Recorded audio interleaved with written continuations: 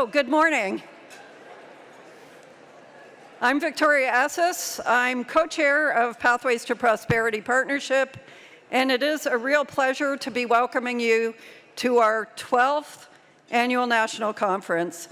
As always, we're really pleased.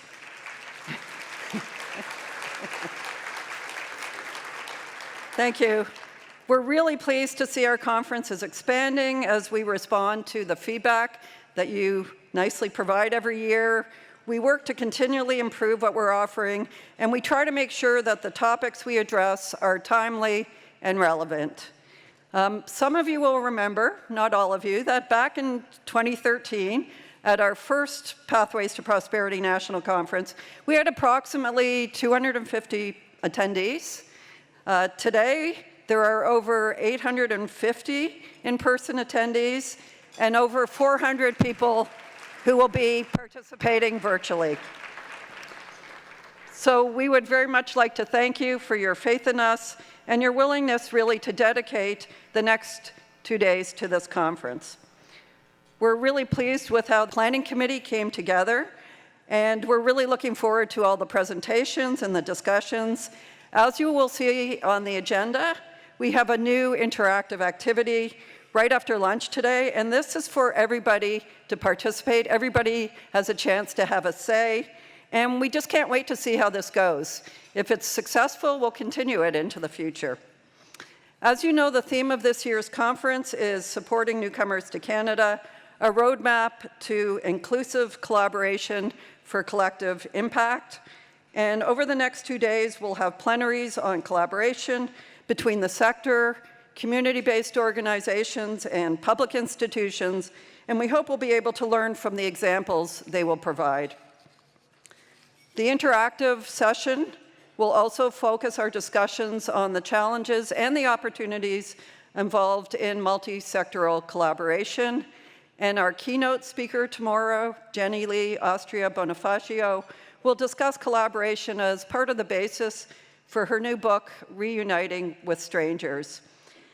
In this time filled with a lot of changes in the immigration system, in immigration attitudes, it's really important to discuss the way forward, including the role of inclusive collaboration for collective impact in supporting newcomers to Canada. That's our goal. So just a bit of housekeeping before we get started. Please put your phones on vibrate, but you will need your phones for Slido a bit later in the morning. And if you need to charge your phone or your tablet, there are chargers available at the registration desk. The washrooms are out the doors to the back of the hallway. And there is a prayer meditation room for our group. It's the constable room on the 4th floor. Simultaneous interpretation is available for all the activities taking place in this room. And we encourage you to take headphones for simultaneous interpretation before the session starts. Now, we would like to acknowledge that we're meeting on the unceded and ancestral territory of the Musqueam, Squamish, and Tsleil-Waututh nations, which has been stewarded by them since time immemorial. The term unceded acknowledges the dispossession of the land and the inherent rights that Musqueam, Squamish, and Tsleil-Waututh hold to the territory. Further, we respect and affirm the inherent and treaty rights of all Indigenous peoples across this land. We have and we will continue to honor the commitments to self-determination and sovereignty we have made to Indigenous nations and peoples. We acknowledge the historical oppression of lands, culture, and the original peoples in what we now know as Canada, and we fervently believe that we should contribute to the healing and to the decolonizing journey we all share together.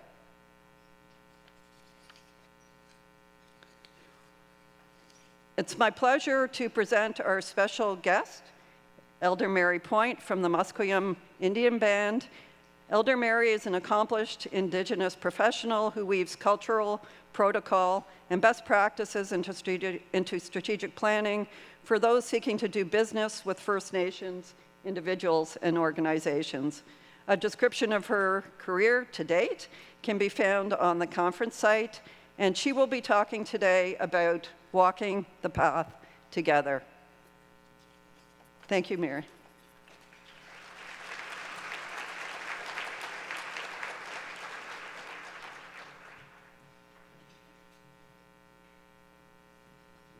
Haichka, CM Haichka. Each while, hello, bonjour. Asiam Nasiaya, Anthemary Point, Tanitsanach Homathquiam. Iat E, Pacals, Ichla, Hwai Hwai, Ichla, Kamkamalath, Ichla, Makwam, Ichla, Shwakathat, Ichla, City of Vancouver, Ichla, Ta Shwametst, Ami Tzepquatquilam. In the language of my ancestors, I let you know, my name is Mary Point, and I'm from Musqueam. Today, we're gathered in a place known as, by my family, known as Pacals, the place of the Great White Rock, a place just at the shore that was marked by all of the explorers and map makers, whether they were the Spanish or the English or our own trade networks. To the west, place of ceremony, and to the east, the place of the broad-leafed maple. To the south, the boggy place, the home of the Silki, the two-headed serpent, who slithered across what's now called the Lower Mainland and created hundreds and hundreds of streams leading to the Fraser, what's now known as the Fraser, what we called the Stalo, the big river. The Silki left in its wake a reed with a purple floret known as the Muthqui plant. And we became known as the people of the Muthqui, the Muthquium. We have many places and homes along these shores. The last place I wanted to mention is Shwakathat, once known as a great place to catch the tide, but now it's known as Granville Island. It's been all filled in. I think as I think about all of these places and spaces, whether we call it Vancouver or downtown or the downtown east side or Stanley Park or Mount Pleasant or wherever we are here on the Lower Mainland, we collectively think of this place as Shwametst, our home. As I stand here, I should say the last words I said to you in our language, Ami Tzepquatquilam, mean all are welcome to enter this space. Those are important words to my family because our warriors used to paddle out onto the water to meet visitors as well as those who might be coming the other way across the trails.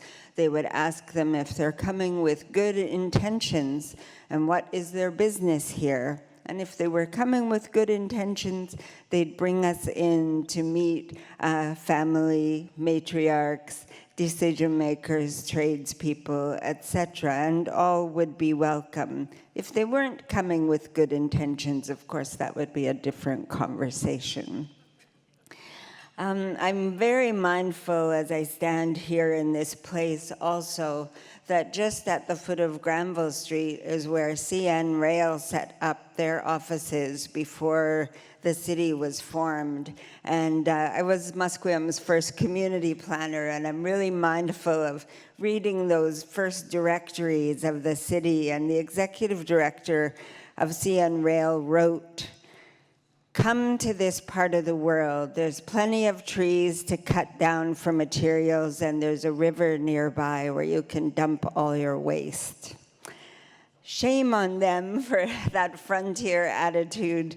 It was something that initiated change to the way that my family would have stewarded the land, never taking more than we needed, never being wasteful, always thinking of one another and sharing. But these newcomers, they had different ideas about the land. And we did try to do business. As you heard, this part of the world is unceded. That means there's no treaty here. So in the East, for those of you who are from the East, I'm aware there are treaties, but all we had was the promise the promise of treaties. And my family members, my great-grandparents did travel to hear about the Treaty of Niagara, and they did understand about the British North America Act, and both of those included promises that said, if you don't take up arms against us, you will be free to live on the land and be who you are, practice your culture.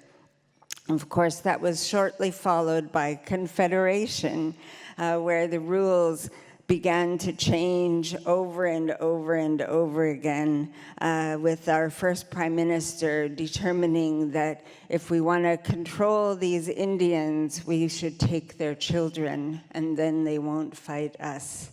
And with that Indian Act came all those rules of we'd moved a few times to accommodate our potential trade deals, and so now we weren't allowed to leave our land without permission from the Indian agent, and we weren't allowed to gather in groups of 3 in case that meant we were planning treason. We weren't allowed to speak our language, educate ourselves on the new rules of the day, raise our own children, or even hire a lawyer. That was illegal as well, to maneuver all the rules of the day. But that didn't stop my family members from always making sure that we knew, the descendants of those who were managing all the changing rules of the day, that we knew who we are and where we come from, and that we're still the original people of the land, and that this is still our home.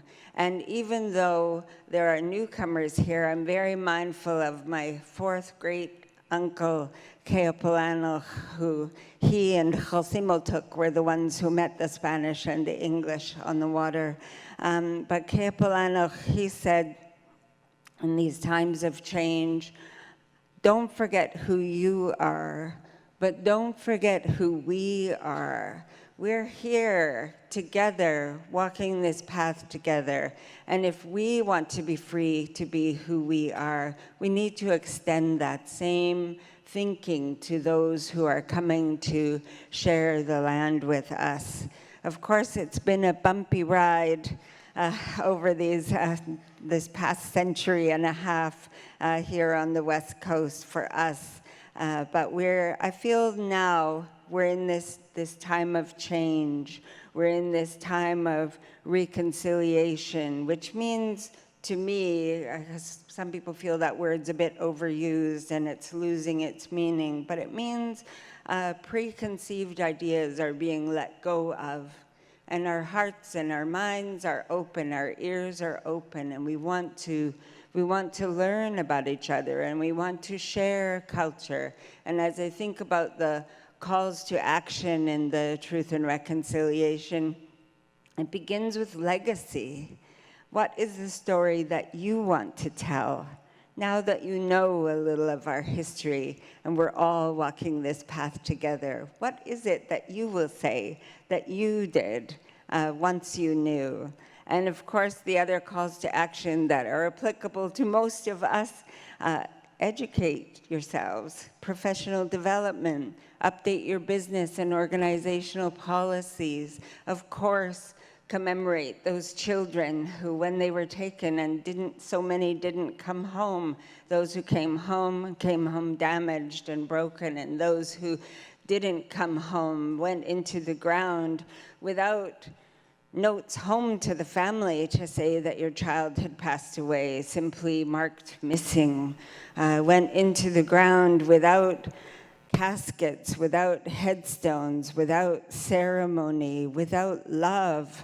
But they were loved, and they are wanted home. But it's a mess. These colonial times that we're just on the heels of, they've left us with no records and matching organic material against missing person reports. So we, as Indigenous people, know it'll be a long time before we can bring those children home. But in the meantime, we'll just keep moving forward. It took a long time for us to get this far, and we know we've got a long ways to go. Also included in the calls to action is the United Nations Declaration on the Rights of Indigenous Peoples. And I think that's what brings us together more strongly than anything else as I stand here with all of you, because our newcomers that come here have suffered similar injustices and have arrived here on these shores, separated from their natural line of support due to climate, industrialization, war, poverty, political stuff. It's just, there are reasons, but they arrive here on our shores. I work at the airport, and the very last call to action is welcome newcomers. And our elders were quite insistent that when newcomers, especially when refugees come here into Musqueam, the airport sits in Musqueam, that they want to be at the gates to welcome them and let them know this is a fresh start. So I know there's refugees on every flight, so we can't be welcoming every flight, but we do welcome the charters in person. And our elders stand at the gates with cedar branches, which indicate that this is fresh, this is a fresh start. And cedar is the strongest tree here, and it's one that we use to simulate that we're going to let the past go, and you're walking a new path, but you're safe now. And you're welcome. You're very welcome. No words are exchanged, no speeches are made at the gates. We simply stand there and they sing and drum and hold their hands up and let people know that they're welcome. And this gesture is so important to us. We recently brought our operations team to the Center for Migration Studies at UBC just to kind of share the mechanics of all of that on how we make that work. But also to let you know that it's not just me that works at the airport or my elders who I bring in. Every single person who works there has a part to play in welcoming newcomers. And in fact, even those who are behind the scenes and maybe aren't part of the frontline welcome, when the refugee charters come off and there are escorts through border services and public health, etc., but all the rest of the staff who were there, they come and meet us, even if it's 5 or 6 in the morning, just to be present when the visitors are arriving. And I think that's really powerful. I think that we've really come a long way in educating one another and making sure that what do we mean when we say people are welcome? We have to mean it. We have to walk this path. And as I look out at all of you, I've spent a little time at the AMSA provincial conference recently, and I just have to say the understanding of the heavy lift that comes from each of you, it really fills my heart, because that's what happens next after they get through those border services. They come to you. If you're here in the city centers where there's lots of services and transportation, it might be a little bit technical and lots of services available, but especially those who are in the rural and remote communities where you might be a smaller team where you're helping your community members, and you might run into them at the Safeway or at the drugstore or at the ball field or the library or the school, and so how do you shut that off as well and be able to have your own family time, because your heart is in it. And my heart is with each of you, because this work is not easy. It's not easy. And every newcomer has a story to tell. And it can really take up a lot of space in our hearts, because you're doing that good work to help them settle, to thrive, to fit in, and to stay connected and understand that here they are free to be who they are. They don't have to change who they are when they come here, and that we're all here to help them walk this path. You know, the last thing I'll mention And she's very much on my mind these days. My ta'a Cholet, my grandmother, she lived on the North Shore. And as I was driving in, I could see those two sisters, the Twin Peaks. People called them the Lions, but the story is that there was two sisters that watch over us. And my grandmother, when I used to sit on her porch on the North Shore, she would talk about walking up the hill to gather berries and medicines and to look out over the water. Her house was a little closer to the water itself, but she liked a good walk. And she was also known for welcoming newcomers. She used to have a job at Canada Post and catch the bus from the North Shore over to Vancouver. And she saw as she was coming through the bus, even from the earliest of days, our people suffering, alone, cut off from their natural line of support, mothers with children, young people, and visitors in the downtown east side, because that's where the services are. And so she took it upon herself to go back to her community and ask people, do you need those blankets? Do you have any pots and pans, any spare goods, any toys for the kids? And she would put them in her canoe on the weekends and paddle across the inlet and land at this place now known as Crab Park and just distribute belongings. She became known throughout the downtown east side as a mother to us all, and was really recognized for bringing that way of connecting people and letting everyone know that they were welcome, that they were safe, that there was somebody who had their eye on them. And I'm really, as I stand here and I look up at those sisters, or I see the mature maple trees, I think about her, and I think about all of those before us, those ancestors who stood in the same place before the visitors came and looked at those same mountains.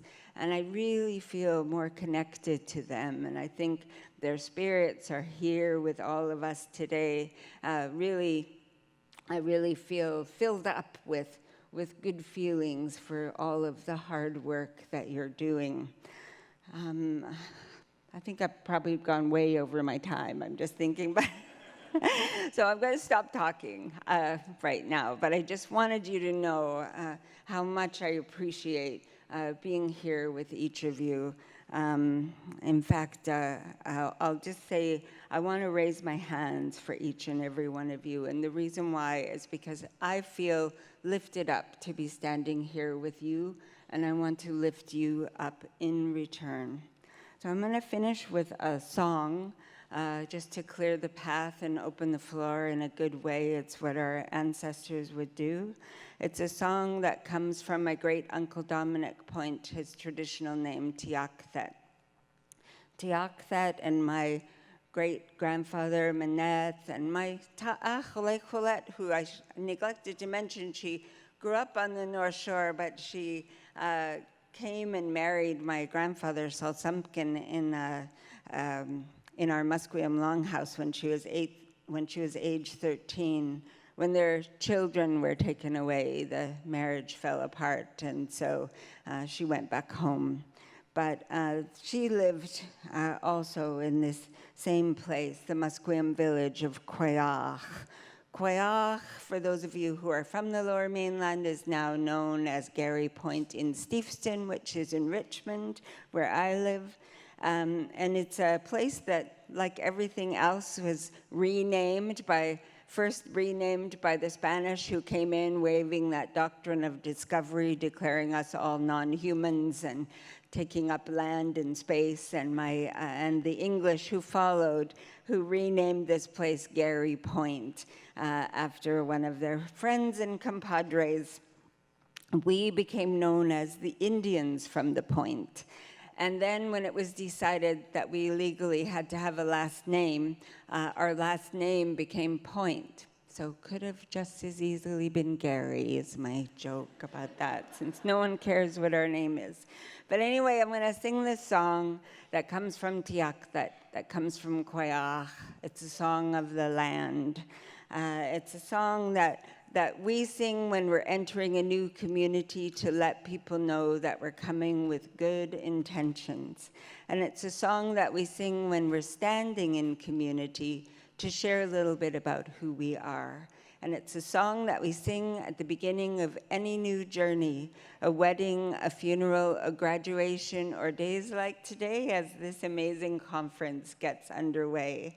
I'll sing it for all of you, and I'll sing it for our children who are still being unearthed and accounted for. Since those first 215, the numbers are now over 10,000, and it's a long road ahead. But I'll also sing it for our newcomers who are coming here every single day and being looked after by each of you. So I'm also going to ask you to sing it with me. So I'll sing it the first time, and there are lots of people here who know the song. So I expect you to jump in right from the beginning, and then maybe the rest of you will join in the second time.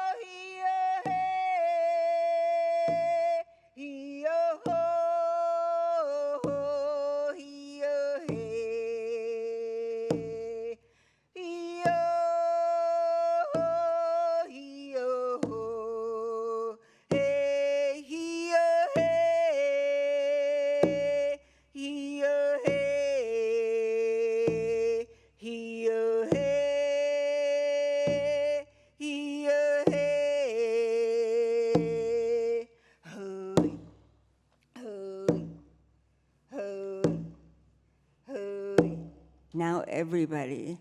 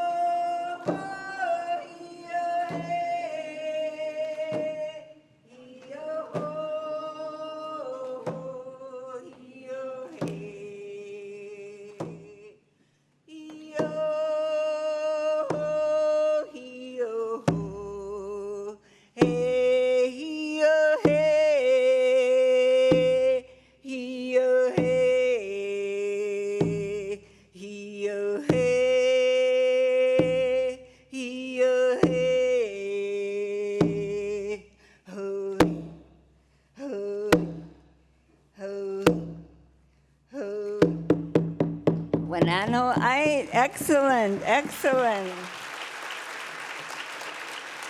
We have a saying in our community, Tanashkwalo and Kunzi Kutsnala. My heart is full to hear you, to be standing here with you and hearing you sing this song of the land. Haidzepka. Thank you, Mary, for your teachings, for having us participate with you. We really appreciate it. We have a small gift for you. And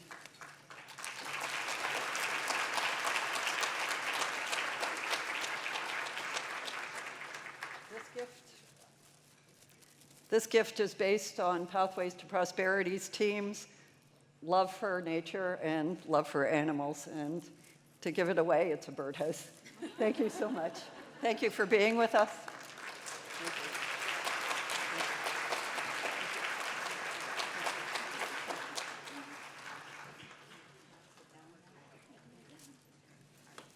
And now I call up Katie Crocker, who is CEO of AMSA and co-chair of Pathways to Prosperity, for our next part of the opening.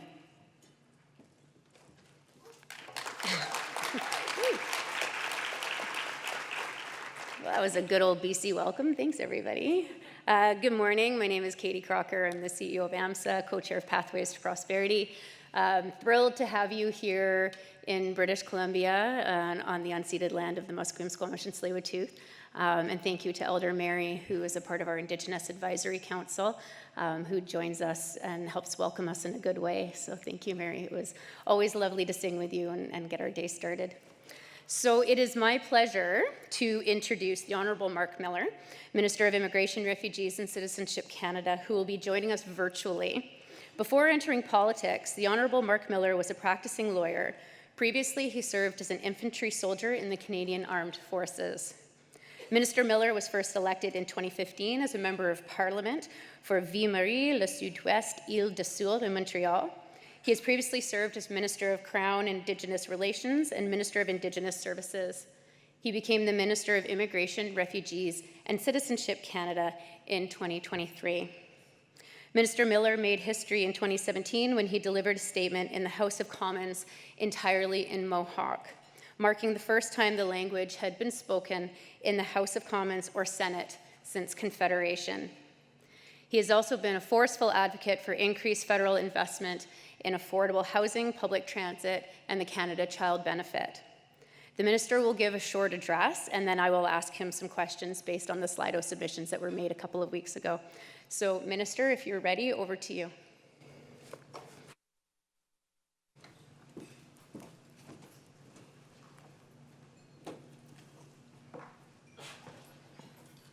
Good morning, everyone. I hope you can all hear me.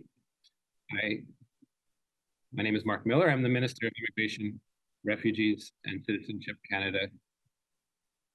It was a real pleasure to see Mary point again. She was right. It is a great time for her people. I had spent some time perhaps in the same longhouse that she was referencing for a naming ceremony, which was a really important moment for me personally in my former job, and a real opportunity to appreciate something that someone like me normally wouldn't have the opportunity to see. Certainly made me think back to it. I'm joining you here today from Ottawa on the traditional unceded territory of the Algonquin Anishinaabe people. It is a decent enough day in Ottawa. I suspect the weather is probably a bit nicer out west, but it's nice to see at least the crowd today from the shot that I have, to be able to speak to my role as the Minister of Immigration, particularly in light of the announcements we've been making over the course of the last year.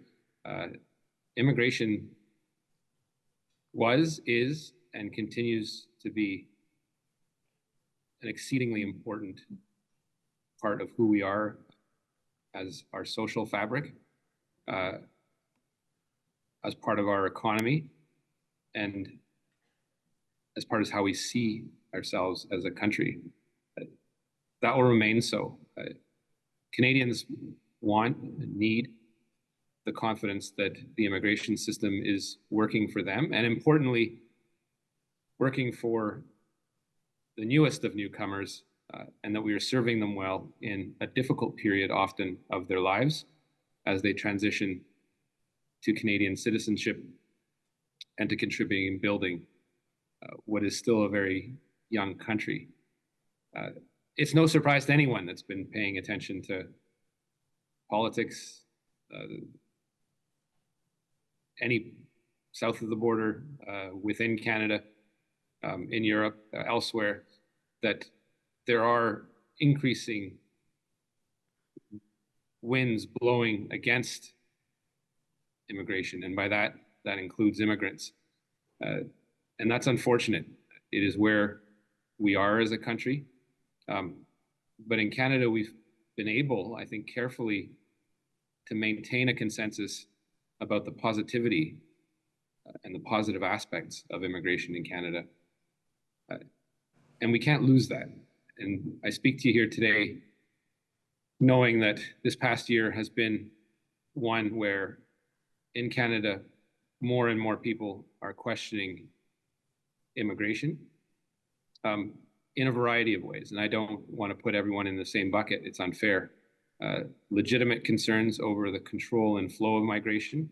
You'll always find people that do not like immigrants. They are a very small part of the population.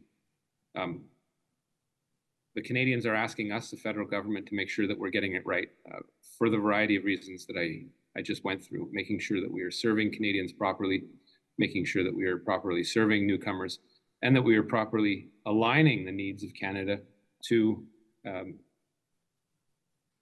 what we see going on in the economy and the capacity of provinces, territories, and towns, cities, large and less large, to absorb and be able to properly integrate immigrants. If we don't do that right, we continue to see a situation where that consensus is is increasingly under threat. And I think that is the spirit in which, given the sharp increase that we've seen over the last year of temporary migration, also permanent migration for a number of years, I decided to reduce the permanent residency level in order to make sure that we had a system that is both manageable and controlled, and that we can be proud of. And I think it is something that we can continue to be proud of. Population growth in Canada has been significant. It makes sense in the context where births and deaths without migration are basically at zero. They net each other out. And we need migration not only for growing the gross domestic product, making the labor force young in a context of an aging economy, rather an aging workforce, and more people retiring, but also in the context where we have to make sure that those numbers are ones that we bring in the volumes that are acceptable to Canada and Canadians. And we won't always agree on this. The levels plan that I tabled in Parliament, which is something I have to do as a matter of law in the last couple of weeks, we'll see a decrease of about 20% from what was supposed to be 500,000 this year permanent residency spots to 395,000, so a reduction of 100,000, moving towards 365,000 permanent residency spaces available in 2027. That has an important aspect to it in that I've asked my department, I've asked provinces that benefit from this to look at the talent pool of temporary residents that are here in Canada to be able to migrate them to permanent residency, so we make sure that we are leveraging a really talented pool of people that are already integrating into Canada, and that we're not asking provinces or ourselves are not going abroad constantly where we have that talent pool in Canada. This is part of another aspect of managed migration that I think is very important. And for the first time in our history, I'm also folding in the temporary resident numbers that we've seen grow from a couple percentage points of the population to 7% of the population over the last little while, as a result of the increase in international students and the postgraduate work permits that come with them, an increase in our humanitarian efforts. Recall that a lot of people that are considered to be here temporary are here on humanitarian grounds, the largest volume of which comes from Ukraine to the tune of over 300,000. That's significant, but that has had an impact on our policies and our ability to make sure that we are properly serving Canadians. Part of my job as the immigration minister is to work with provinces, territories, towns, organizations such as yours that are gathered here today to make sure that we're doing this right. And that includes the difficult task when it comes to reducing levels to make sure that we are living up to our principles, but also living up to our humanitarian commitments that we've made to organizations, particularly when it comes to those most vulnerable, fleeing countries where they are subject to war or oppression, and making sure we're not letting people down. I had the opportunity to speak to the President of the United Nations High Commissioner on Refugees, Philippe Grandi, in person a couple of weeks ago. And we walked through these level numbers, and he was quite heartened to see that the commitments that we have made are ones that are to make sure that we are maintaining the integrity of these programs. Because when people question immigration generally, they tend not to discriminate. They tend to just condemn, they tend to condemn all categories of immigration, and often people that may look, quote unquote, like immigrants, while they have been here several generations, end up paying the price.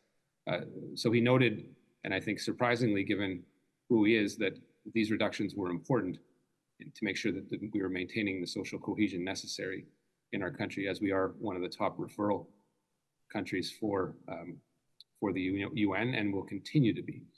Now, these levels are ones that they're important to who we are. They're important to making sure that we're demonstrating to Canadians that we have a managed and controlled migration system, but they're also still quite high compared to any sort of 10-year average that we've been looking at over the course of time. They are ones that would bring us to levels that we were talking about in and around 2020 or 2021. After that 3-year period where we evaluate how this has gone, and we do it every year, I'll be looking to review that program to see if it has been successful and if there are any changes to be made.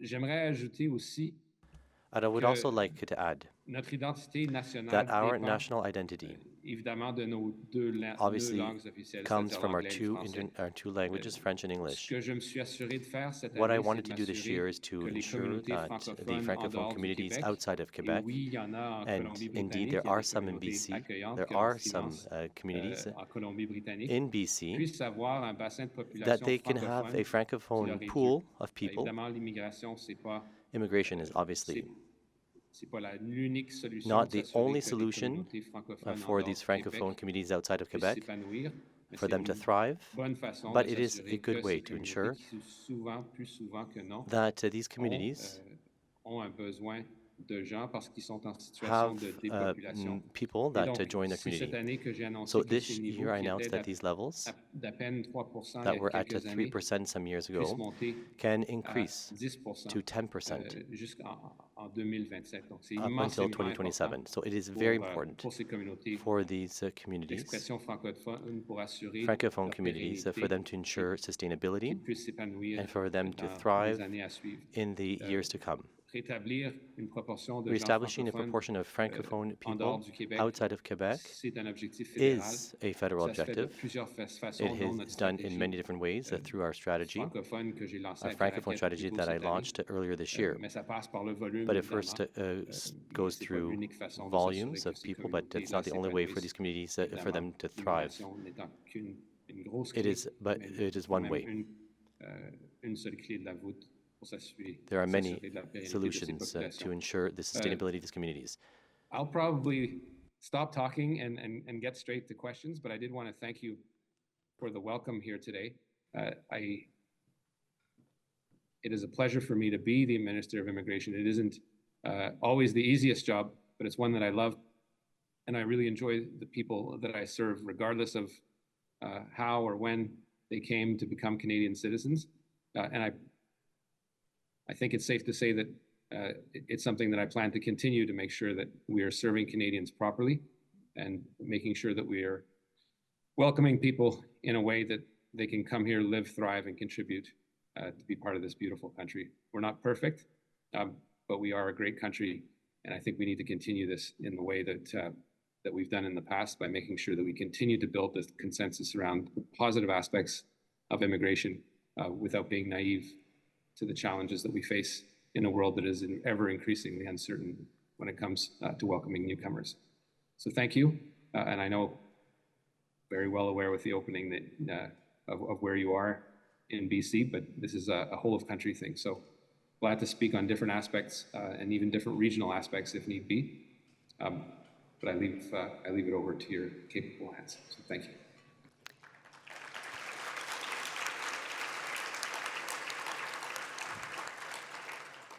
Thank you very much, Minister Miller. So a couple of weeks ago, we had put out a request on Slido for anybody who wanted to submit questions to Minister Miller. I did take some facilitator's privilege, did a little reorganizing, and there's also been some changes in the time that even those Slido questions were submitted. But Minister Miller has graciously agreed to be with us for another 13 minutes. So we will get started. Minister Miller, with the notification that IRCC will now only engage in 3-year funding agreements with the settlement and integration sector, and in the context of reduced immigration levels over the next 3 years, will the government commit to not reducing funding for settlement sector during a nationwide surge in demand for services when we are already experiencing significant wait lists? Thanks so much for the question. It's an important one, and it's one. It is one that is clear to me. Need the direct answer, and the direct answer is I can commit to it. Any reduction that we have as part of the levels plan requires us to undertake that pedagogical, intellectual activity of making sure that we are aligning the financial aspects of this to the needs. I know that a lot of these settlement organizations work well beyond their means, and I don't want to minimize that concern. But with reductions comes the difficult discussion and challenge of making sure that the organizations that you have are getting the funds that they do indeed need. And as frustrating as that may be to hear, in so far as these organizations, your organizations, are funded by the respective numbers of people that it will serve, if it's reduced, there will be a conversation about resources as part of that. My objective in looking at this plan was to make sure that you are properly resourced. In fact, you could probably argue now, currently, that a lot of the organizations, the settlement organizations, are working well beyond their means. And I think it's important to acknowledge. But as with fewer newcomers based on the reduction, there will be fewer services that will be able to be financed as a part of that. This is an ongoing conversation, and I don't think it's necessarily a linear one, but it's one I think we'll have to continue in the context of the outreach between my organization and the settlement organizations. We have one of the best in the world, and I think it's important to highlight that. I love meeting the organizations that serve newcomers much better than IRCC could, and they're doing an incredible job to bridge that very difficult transition from someone coming here, learning language skills, getting job skill sets, and matching people to the labor force, and that work needs to continue and will continue to be financed, and so that commitment is still there. It's just there will have to be a different conversation about what that looks like in the context of the reductions that do affect this particular aspect of the levels plan as well. Thank you, Minister, for the answer. So the next question, we had questions posed in English and in French. The next question had a similar question in French. So I'll read to you the English and the French questions, and please answer in the official language of your choice.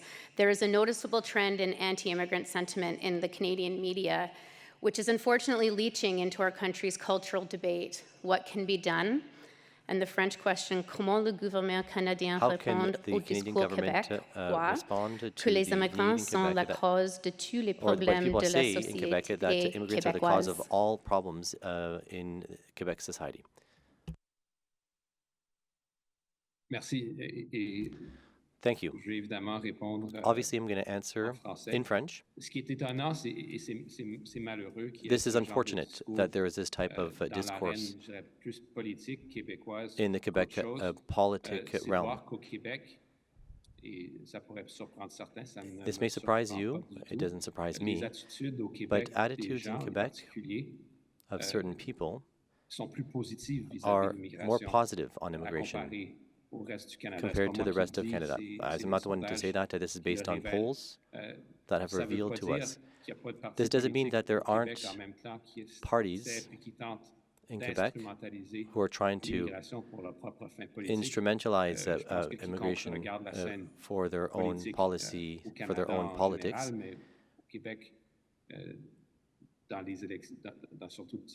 Especially in their discourse. We see that there is a trend that people are blaming immigrants, and that's unfortunate because Quebecers are open. They want for the government, be it their Quebec government or the government of Quebec or of Canada, have a reasonable approach to welcome people in a reasonable way. Quebec controls their immigration, unlike the other provinces, and they control most aspects of immigration. And that is something that was stopped in the 1990s to ensure that they can work on immigration, especially Francophone immigration, so that they can ensure the survival of the French language. That is something that I support, obviously, as a minister. I definitely don't align with this discourse of blaming immigrants. The volume that we have seen in Canada of this phenomenon has contributed to pressure. This is not the only aspect, though, that has led to interest rates or other factors in the economy. It's not because of immigration that this has occurred. And the proof that we have to show this, well, there are many regions in the country that have not been hit by immigration that also have seen an increase in housing costs, and that's the same case in many countries where immigration is a factor. So there are many elements that are part of this, but when we talk about immigration, we need to be very precise in our discourse and to ensure that we can talk about all of the nuances as well. Yes, immigration has been essential for economic growth over the past few years, but there have been challenges as well that have been brought along as well. Unfortunately, Canada has some anti-immigrant sentiment, but we see what's going on in Europe, the rise of the right, and who pays the price? Immigrants. Merci, thank you. Minister, a few years ago, we introduced the QIT visa for Ukrainians who were fleeing the war in Ukraine that was imposed on them by Russia. I don't think at that time we could have expected that we would still be in this position this many years later, where we have welcomed many, many Ukrainians into our country.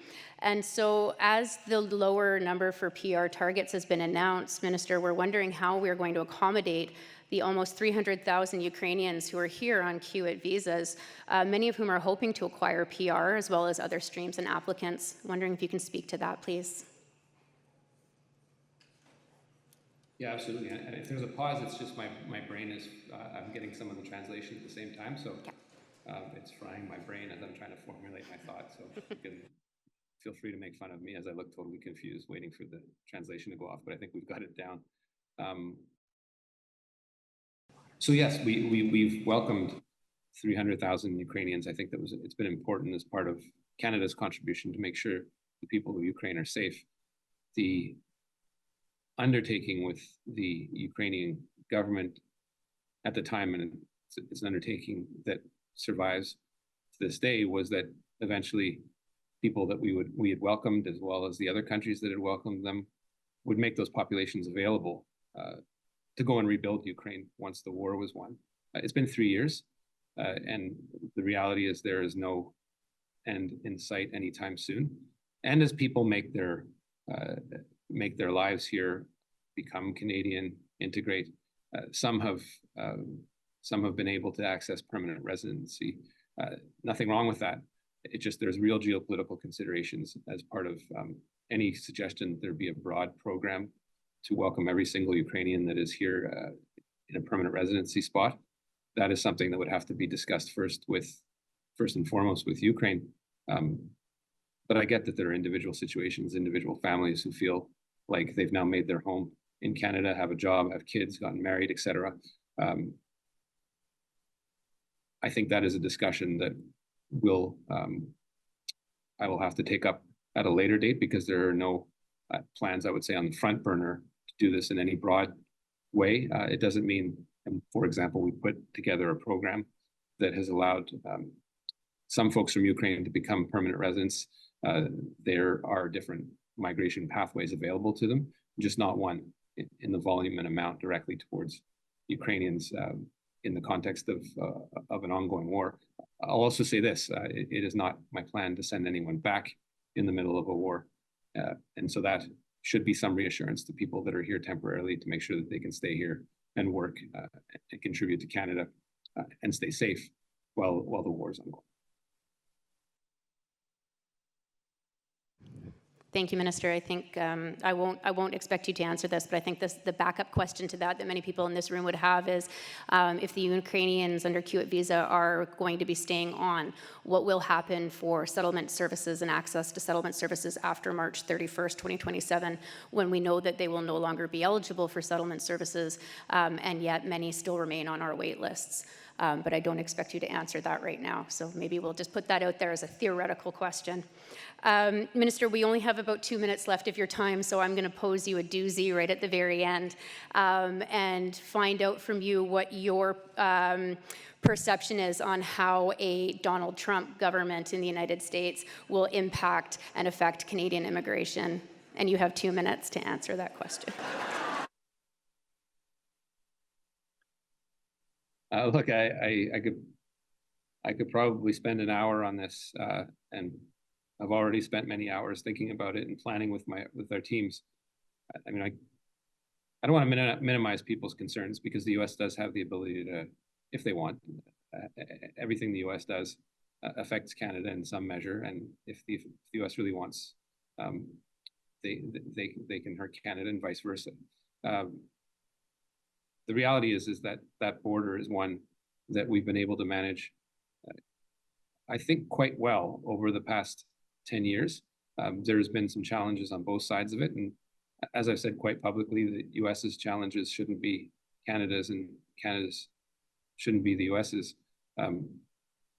All that to say is that it's in our national interest to make sure that whether we agree with any particular point of view of the Trump transition team or future administration, we still owe it to Canadians to work with them and make sure that we are properly representing Canada's national interest, the foremost of which is a safe, secure southern border with the US, and to make sure that anything that the US plans or tries to do is done with Canada knowing and working with Canada and not against it. I think that's just basic common sense. So that's the best I can do in 2 minutes. I hope it was satisfactory to the people assembled.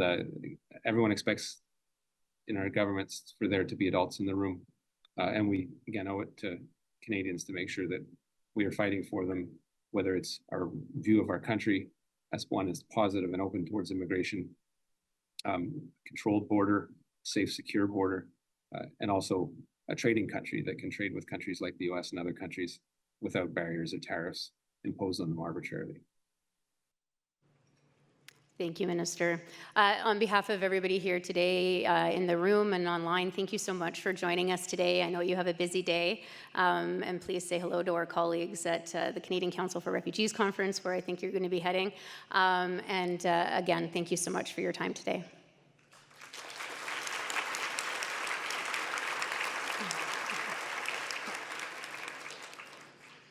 That was a fun question. So I now get to introduce somebody who is very near and dear to me, somebody who has been a mentor to me and to many people in this room, somebody who was pivotal in the early successes of Pathways to Prosperity. And so I'm really pleased to introduce you all to Jean McRae to present the Jean McRae Legacy Award.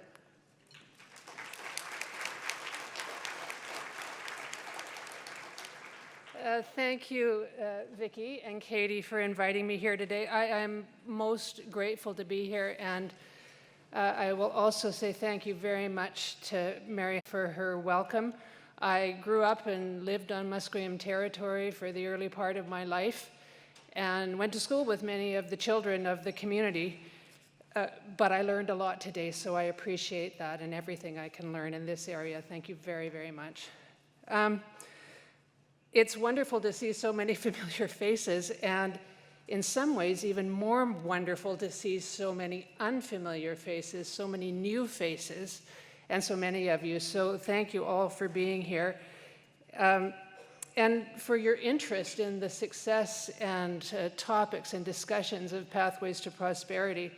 I think it's one of the few places that across this country we're able to really engage in a meaningful way around the work that we do and around the learning and the scholarship of many people in the field.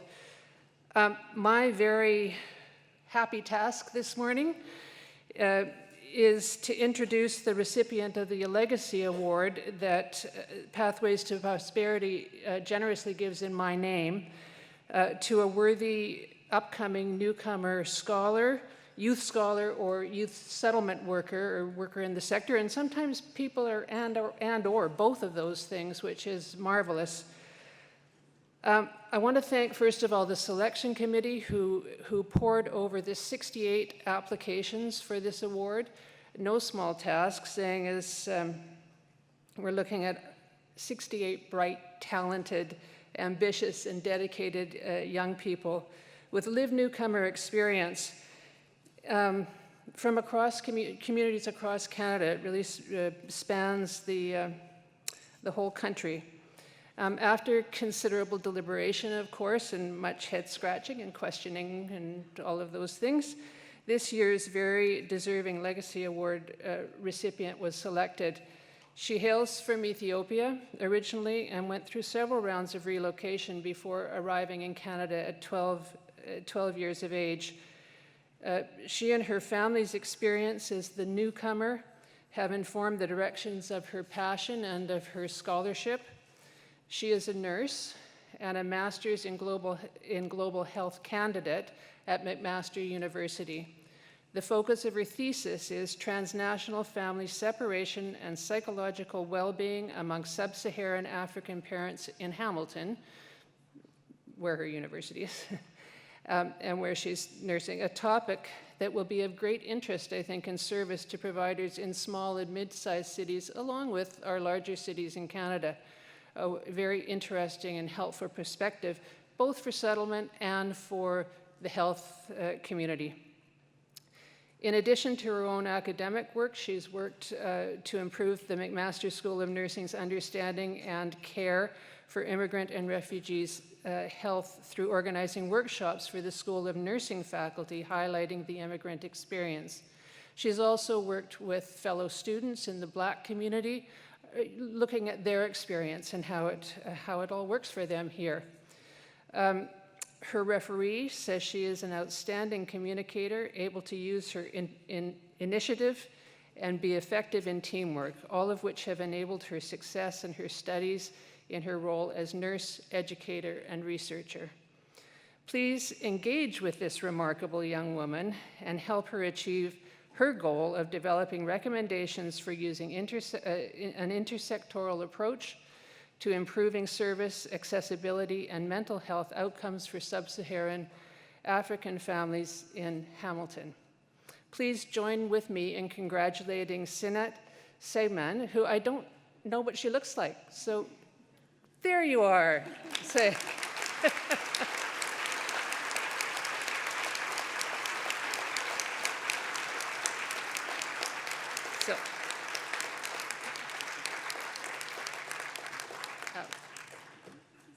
congratulations and welcome. And I want you all to have a good look at her, because I want you to seek her out and ask about what the research that she's doing and the work she's doing, and help her understand what you're doing to strengthen her scholarship and her success. Thank you very much. Thank you. There we go. Thank you. Thank you so much. There you go. You should probably turn it this way for the picture.